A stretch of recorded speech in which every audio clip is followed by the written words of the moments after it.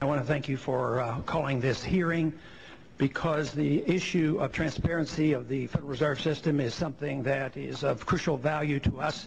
I rather enjoy the fact that the Federal Reserve has been in the limelight lately, because that is the source of our problems. That's where the inflation comes from. That's where the distortion comes from. That's where the malinvestment comes from. And it's a shame that we don't know more about it. But I don't blame the chairman of the Federal Reserve System for this, because it's already been quoted that 13.3 is in the law. So a lot of responsibility falls on us here in the Congress. Also in Title 13, Chapter 7 of Subtitle 1, says that the GAO has authority to audit the Federal Reserve Board, the Federal Reserve banks, as well as the FDIC and the comptroller of the currency. Sounds good, except you go to the next paragraph and say, except for you can't audit the Federal Reserve or any of these organizations for the things that matter, such as transactions with foreign banks, transactions with foreign governments, transactions with international banking organizations. We can't have real access to knowing what's happening at the discount window in detail, as well as how reserves are used, as well as information and what really transpires at the FOMC.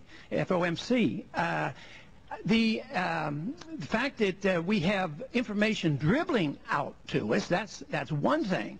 But, you know, for instance, in the last about 2 years ago, we've been denied the information that a lot of people consider rather important, and that is the total money supply. What is M3 doing?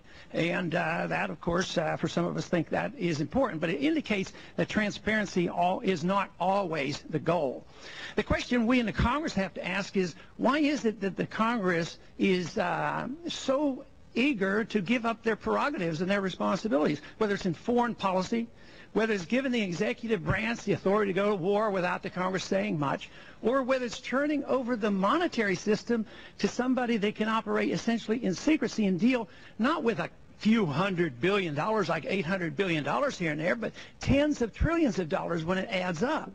And yet the Congress seems to do very little. So if we're concerned about transparency, if we're concerned about what's happening with monetary policy, believe me, the code has to be changed. But I'm delighted that the chairman of the Banking Committee is interested in this, at least to put some pressure. We do get bits and pieces and dribbles out of information. But why we turn over this tremendous power to actually run the economy, central economic planning, through the manipulation of prices? The whole problem we're facing today is that the Treasury and Congress and the Federal Reserve is trying to price things that they're incapable of pricing. That is the toxic assets, the illiquid assets. So if we'd only allow the market to operate, we might clean up the mess that we have brought upon ourselves.